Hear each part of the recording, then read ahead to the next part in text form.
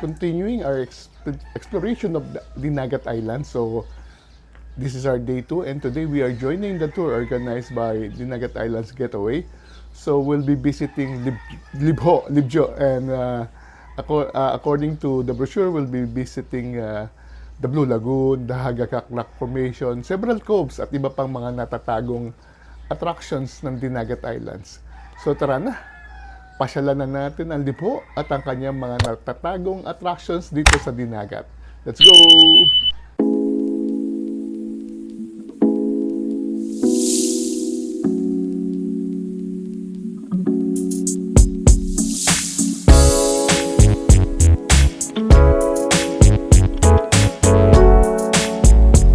It's our day 2 and we're ready for exploring Libho.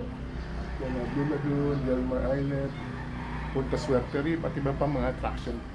Kasama din itong Hagakaknak Formation. So tara na, papunta na tayo sa Don Ruben Port.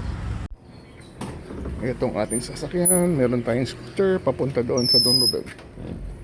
Okay, load.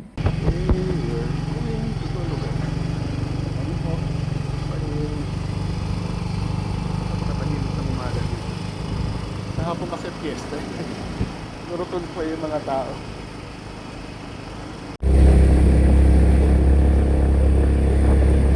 Happy Fiesta, mga banderitas. Ganda ng banderitas nila. Ito yung parang sikat na design dito sa Dinagat Island. Talagang inaayos nilang maigi. Ang ganda, oh.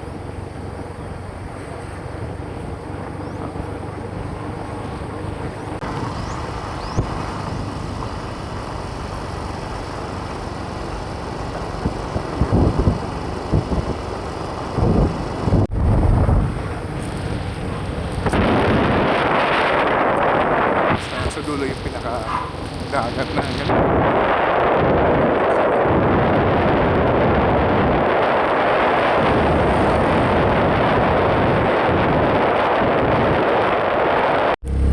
Don Ruben Port.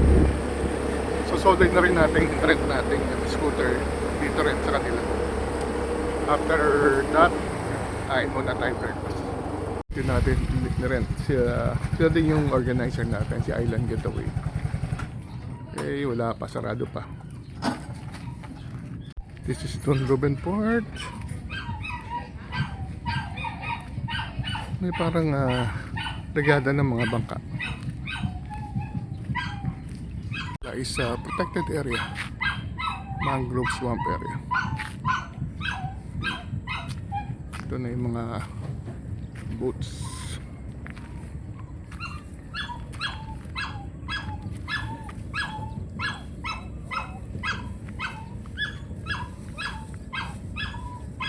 So piyesta, kaya may mga regata.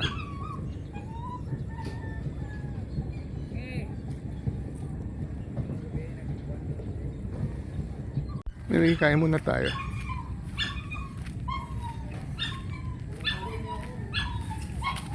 So 6:22, 7:30 pa naman ang hintayan. So aga, sinuli lang natin na maaga yung scooter before 7 o'clock. So ngayon hanap tayo makakain. Maraming kainan dito, mga karinderya. Masarap at mura lang. So yun ang makakainan lang dito sa Dinagat, mga karinderya. Pero naman mga restaurant, kaso reasonable din yung mga presyo. So tignan natin, dito may mga karinderya bago pumasok ng Don Ruben.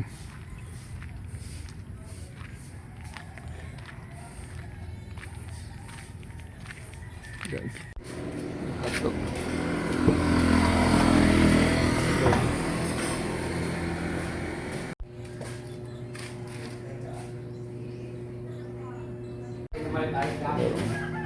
Order daing tsaka egg for breakfast. So we ordered gulab and itlog for breakfast. Kain tayo, merong masarap na sili. So done with our breakfast. Ayan, naubos natin yun, 70 pesos lang. Mura pala dito. And then nagkape na lang muna tayo. Sabihin tayo na ating organizer na madidelay na konti yung tour dahil sumama pa sa parada yung mga fast club. So hintayin namin pa ibang mga joiners. The meantime, kape-kape dito sa may Carinderi. Ready na rin to load. Andito na yung bangka natin. It's 8:11.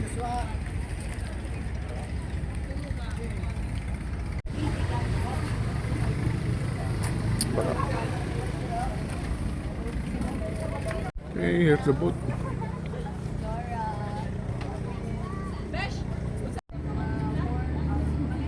Ito yung boat na gamitin natin. We're doing the Libho. At malaki naman siya. I think today we're 20 passengers. And hopefully meron drone shots mamaya. Dito lahat ng gagaling ang mga boats. This is the Don Ruben Port. Dito nag-uumpisa lahat. So sabay-sabay halos yan. Mukhang naami ko na ating pagkain.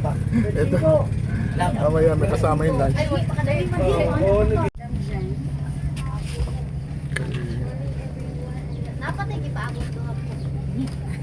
yung Coast Guard checking, which is very good. Looks like dito na nagsasakay ng lahat ng mga joiner tours. So we're getting ready na.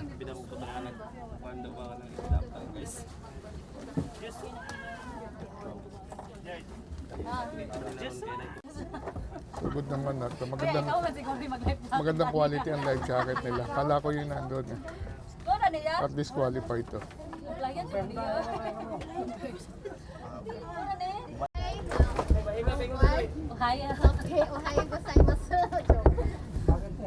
Allow me to introduce myself. My name is Geneva, and this is Rachel. So we are your tour guide for today's adventure. So karon ma'am, ang ato ang natay 4 destination karon, which is ang Hagakak Rock Formation. The second one is Pangabangan Beach Resort, and the atong third stop is Tidal Pool, which is Blue Lagoon, and then the last stop nito is Gilmars.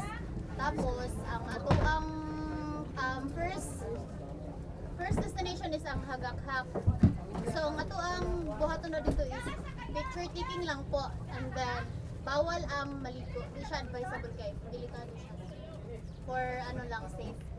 So picture taking lang kita sa ato first destination na. And then sa gikan diri 45 minutes para maabot sa ato first destination. So further details dito lang po sa pag-abot na sa ato first destination. Thank you. So much.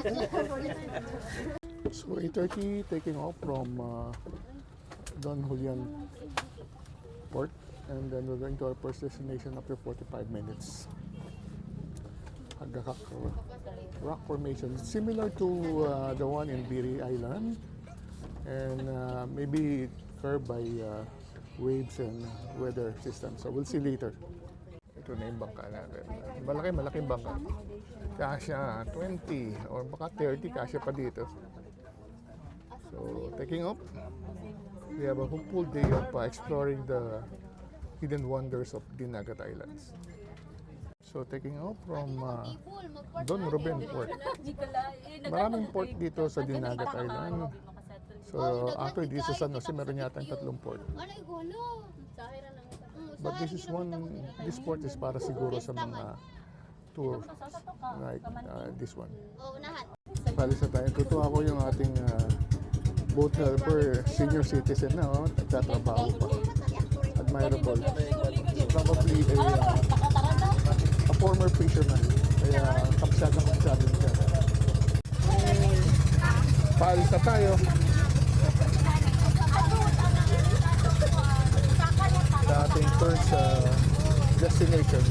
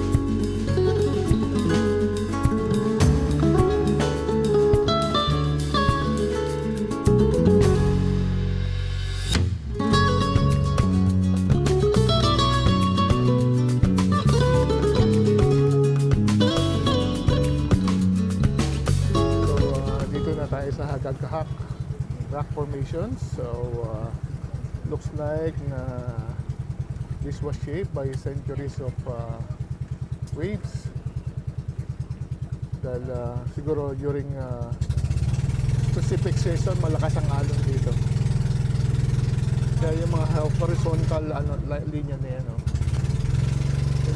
indicator na ito ay laging sinasalpok ng alon. Ang Hagakak Rock Formation. So makita man ninyo mga maunggib ka ng dili advisable ang pagligo ka. So we just arrived at Hagakak Rock Formations. Mali pa, dapat may S yun. It's a formations dahil marami siya. Very nice formation dito sa may Balilisa. Okay. So yan, ang ganda niya.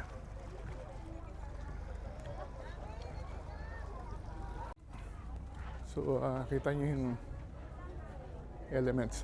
So shaped siya by centuries of waves. Ganda, oh.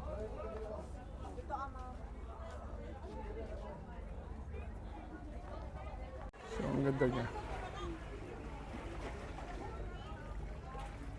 Makikita niyo yung detalye, iba-iba yung kulay niya because different ages siya. So may mga kulay na white, may mga kulay na dark. Dahil yan yung nagpatong-patong ng mga buhangin at natuyo at naging bato. At ngayon, hinulman na siya ng panahon.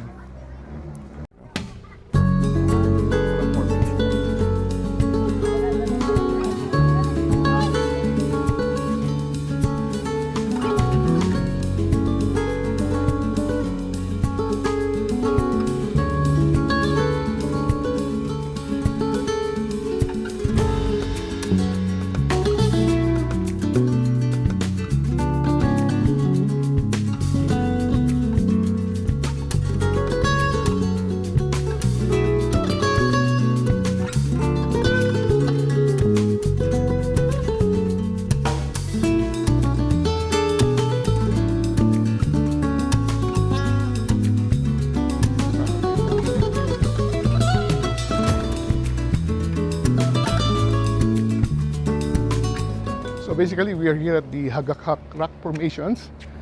Itong formation na ito ng mga bato ay actually mga buhangin siya na tumigas at naging bato. Kaya iba-iba yung kulay niya, iba-iba yung layer na. And then, sinape siya ng mahabang panahon ng mga alon sa dagat, probably mga bagyo, dahil this area is particularly prone to huge waves, kaya meron tayong ganitong formation.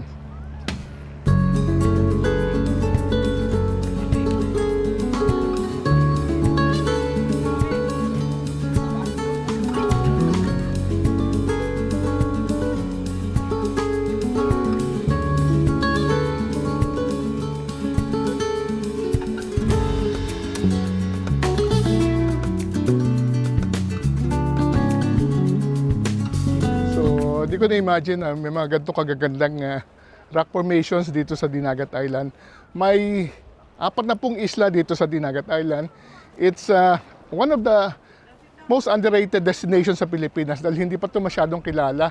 Hindi siya kasing popular ng Siargao or ng Palawan or ng iba pang destination, but Dinagat is very rich in natural resources. Maraming mga isla, maraming mga limestone cliffs, maraming mga lakes, may napuntahan pa nga tayo mga waterfalls. At saka it's very rich in history at saka heritage. So puntahan nyo na ang Dinagat Island. So ini-enjoy pa rin natin ang Hagakak. Natutuwa ako dahil may mga ganitong lugar na wala sa off the grid siya, wala sa tourist map at makikita mo, madidiscover mo. And marirealize mo bakit hindi pinupuntahan ng mga tao. Siguro dahil malayo, dahil hindi masyadong kilala. But I'm glad na narating natin ang Hagakak Rock Formations dito sa Dinagat Island. Just one of the many wonders na makikita nyo when you visit Dinagat Islands. So one last look at Hagakak. Again, maganda siya. So ang daming turista ngayon. Because it's a weekend. Pag weekend maraming pumupunta dito, pero pag weekdays ko konti lang. Kaya nakapila yata sila. So may mga decorated boats na dumating dito at saka ito yung mga tao nag-enjoy. So nakatutuwa ako at nadidiscover na itong Hagakak. Drone shot sila. Then ito, another details of the rock formations. Balik na tayo sa boat natin. That we were only given 30 minutes to enjoy this wonder of nature. So we just returned sa boat after Hagakak and then we're moving to Pangabangan Beach and later sa Blue Lagoon. So let's see kung ano pang maipapakita sa atin ng Dinagat Island.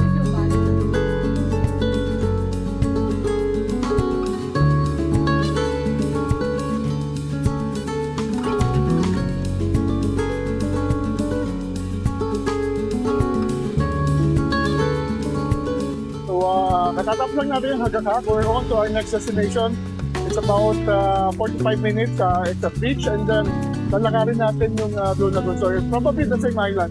So inikot natin ilan sa mga isla ng Dinagat Islands. Kaya sa MAS Dinagat Islands ang pangalan ng probinsya dahil meron siyang mga 40 islands sa pwede explore. Pero sa ganitong mga island hopping tour, very limited po lang. So ang potential to explore more of the Dinagat Islands, marami. So I'm very excited na very soon meron pa mga ibang isla na i-open. I'm sure marami pang magagandang attractions sa natatago ang Dinagat Islands.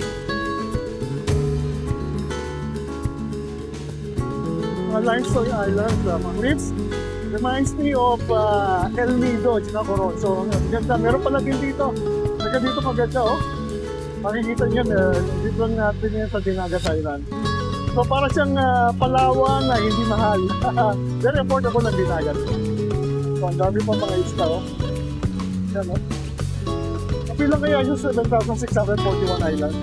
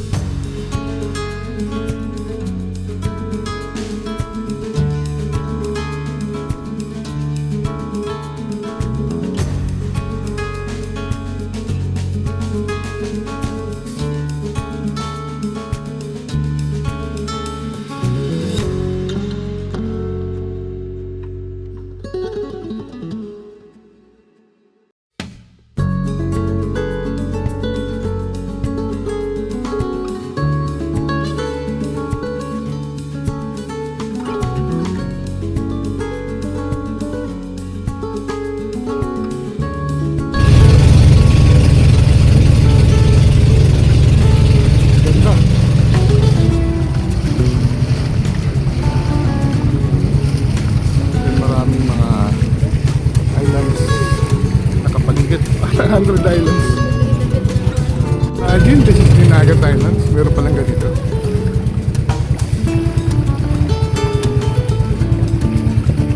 Okay, dito tayo. What's it doing? Swimming.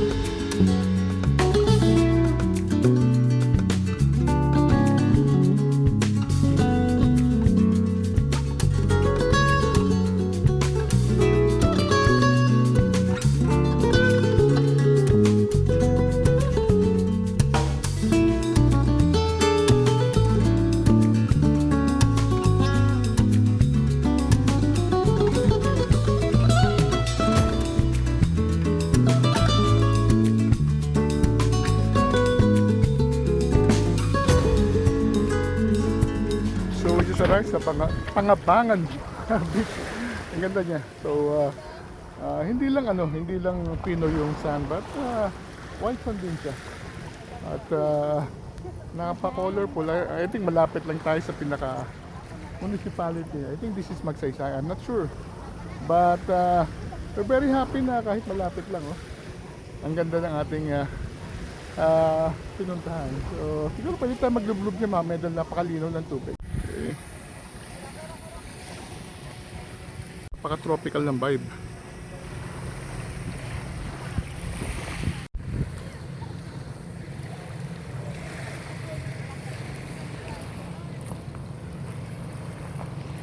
So this is Magsaysay, municipality of Magsaysay. Padaong nabaka.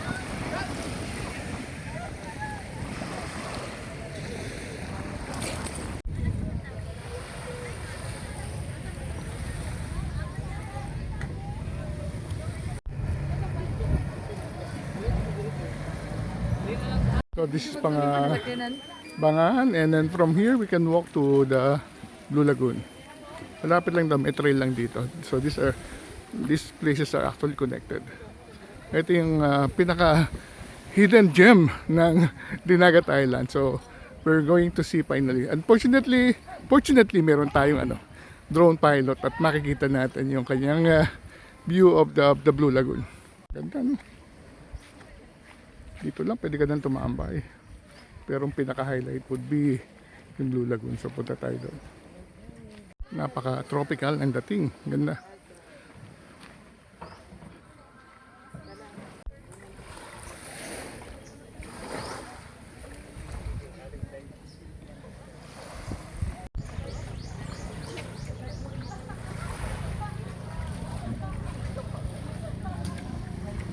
So from Pangabangan, we're going to the Blue Lagoon. So nakatago siya. So kailangan ng drone. Tsaka mayroong view deck para makita natin yung talagang full glory of Blue Lagoon.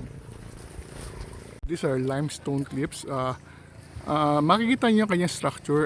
Actually it's coral. So meaning this place used to be submerged underwater for maybe billions of years ago. So yan, malalaking corals yan. Ito yung gate sa Blue Lagoon. At may mangrove forest. Pasok tayo sa papuntang Blue Lagoon.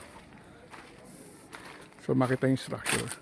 Coral stone. So may mga butas yan dating nakasubmerged sa ilalim ng dagat. Dahil this portion, this side of the Philippines is actually malapit sa Philippine Trench. So pinush siya pataas. At yung Philippine Trench, yun na ngayon isa sa pinakamalalim na lugar sa buong mundo. So ito yung mga dating nasa ilalim ng dagat na tinulak pataas.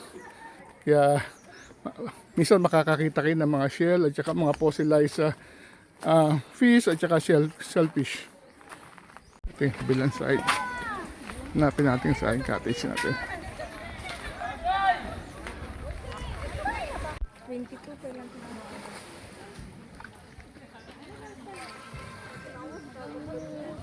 So iba dyan na nagdala ng sariling pagkain. So yun kami nakabuta actually para to explore this area.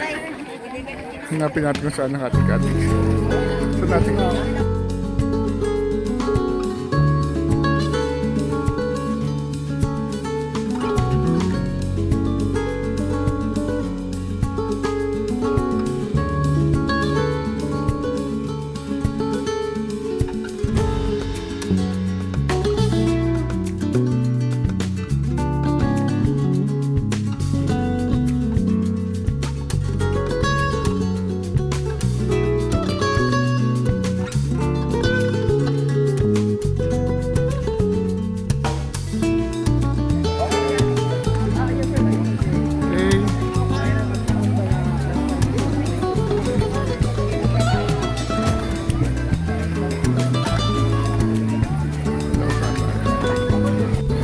meron din floating cottage. Ito na yung lagoon. Blue Lagoon. Blue nga siya.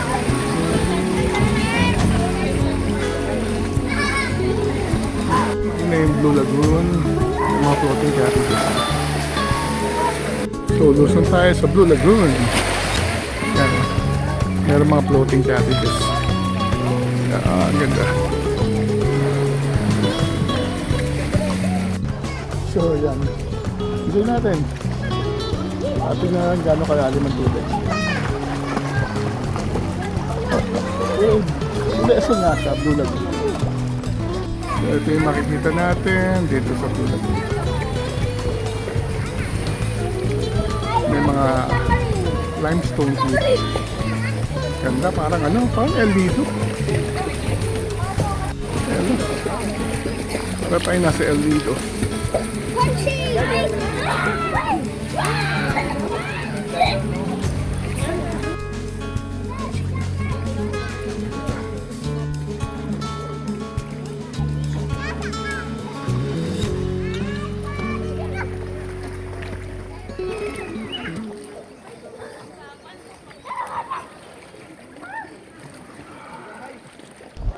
So, yeah. Sobrang ganda ng lugar na to pala. Hindi ko na-expect na meron ganito kaganda sa Dinagat Island. So, mga limestone cliff na napakalalaki. At mukhang these are ancient corals na dating nakalubog sa dagat at lumitaw dahil nga nung lumalim ang Philippine Trench, lumitaw ang ilan sa mga corals at isa ang mga islands at saka corals dito sa Dinagat Island because ito is nasa tabi na mismo ng Pacific Ocean. Ang ganda.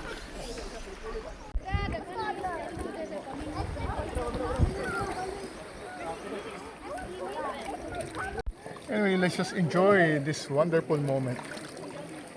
So enjoy na lang natin na to at napakaganda talaga ng Dinagat. So it's one of those places na off the grid pero ang daming sorpresa ng Dinagat Island. So ang daming isla, ang daming cliffs, ang daming yung pwedeng gawin once you get here sa Dinagat Island. Imagine nyo itong lugar na to. Siguro matagal na itong natatago. Recently lang may nakaalam dahil akala ng tao sa may El Nido lang o tsaka sa Coron may mga gantong limestone cliff pero dito pala sa Dinagat marami. Yan, kaya tignan nyo naman kung gaano kaganda. Ito ba yung lunch natin? Ito ba yung magiging lunch natin? Ako pa. Dine-decorate nyo pa pala, no? Oo, kaya nga nauna kami dito. Marami tayong, meron tayong crabs. Meron tayong tahong. At may kilawin, my favorite. May kilawin. Okay.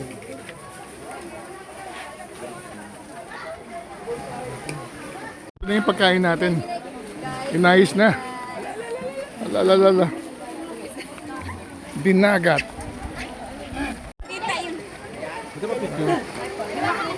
Yan ang ating kakainin. Okay, 1, 2, 3. One more. 1, 2, 3. Isa pa. Smile. Okay. Okay. CR pa. Ito yung ating dinagat food. Last time na out ka na. So may pansit, may kanin, may kilawin, may tahong talaba, at may mga prutas. Ready na tayo mag-lunch.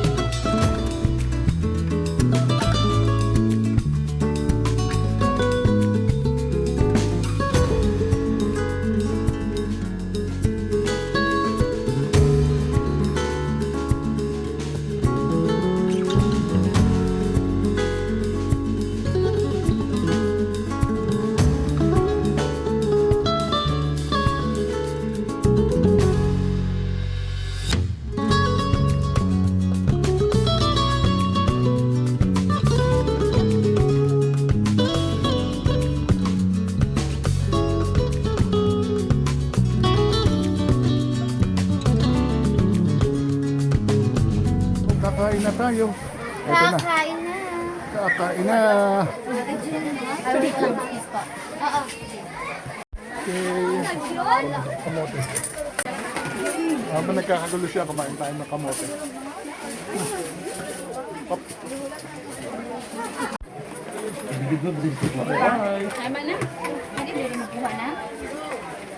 This is the view of the Blue Lagoon. Grabe ganda.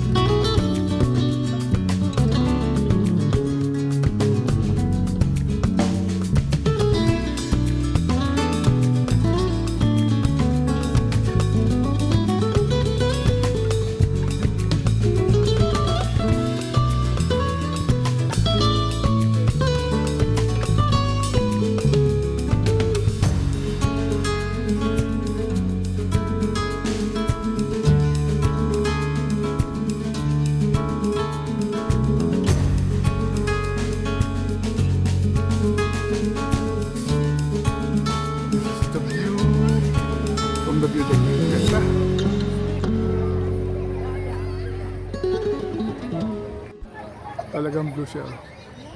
Nice!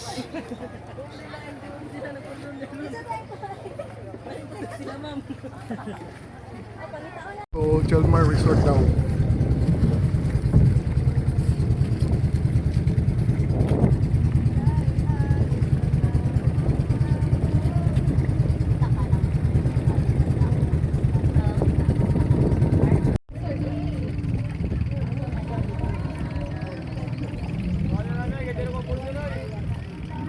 Hey everyone, welcome to Jelmar Resort. So 30 minutes lang tayo kita. I mean, 30 minutes lang po tayo dito. So the time is 1:37. So by 2:10, babalik na tayo dito sa Jelmar. Babalik na tayo kasi yung babalik na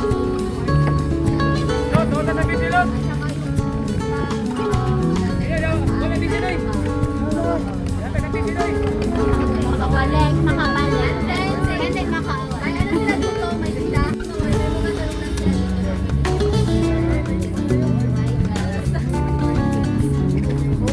Pero parang may ano naman sila dito yung flight na.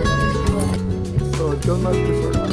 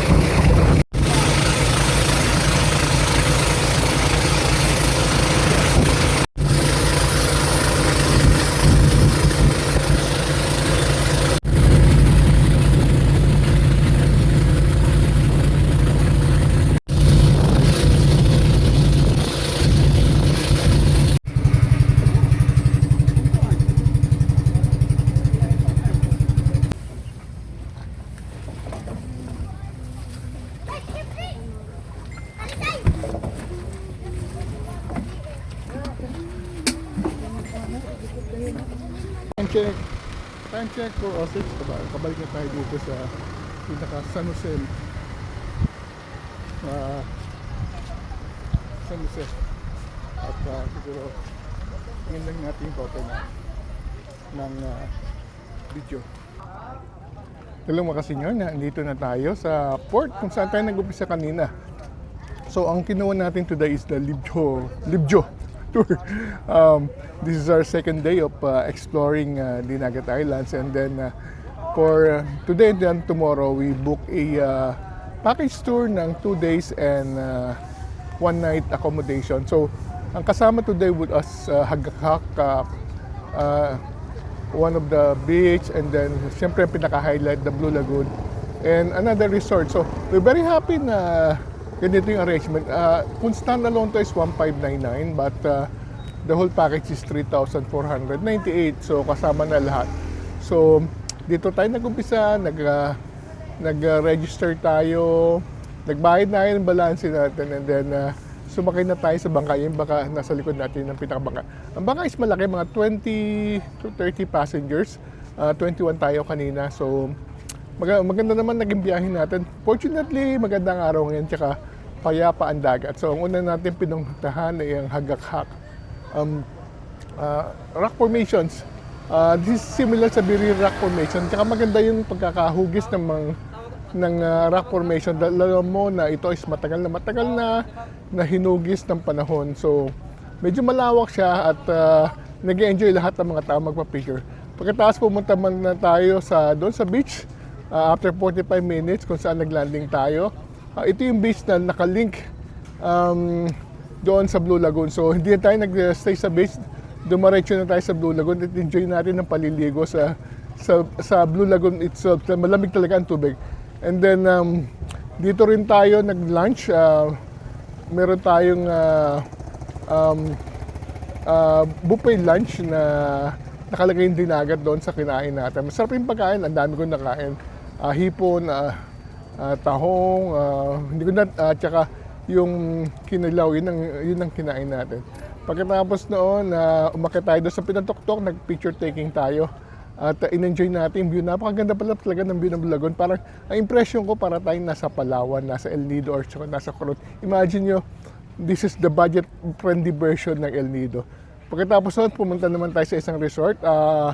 Hindi na siya masyadong hinighlight dahil nakalutong siya sa tubig. So, may mga nagkiklip, may nagja-jumping at may nagsuswimming. And then after that, bumalik na tayo dito sa kung saan tayo naroon, ng ating base for exploring Dinagat Island. So, this is the Dinagat Islands Getaway event organizer. So, kudos sa ating drone pilot, si Kenji. Ginamit natin ilan sa kanya mga video. Kudos din sa mga tour organizer, yung dalawang babae na talaga inalagaan lahat ng mga kasama sa tour na ito. So yan, papahinga na tayo, siguro back to our homestay, shower, dinner, and then tulog na tayo kagad. Dahil tomorrow, we were going to have another tour of Dinagat Islands. With that, maraming salamat sa pagsama sa atin. Travel while you can. Until our next vlog, see you soon.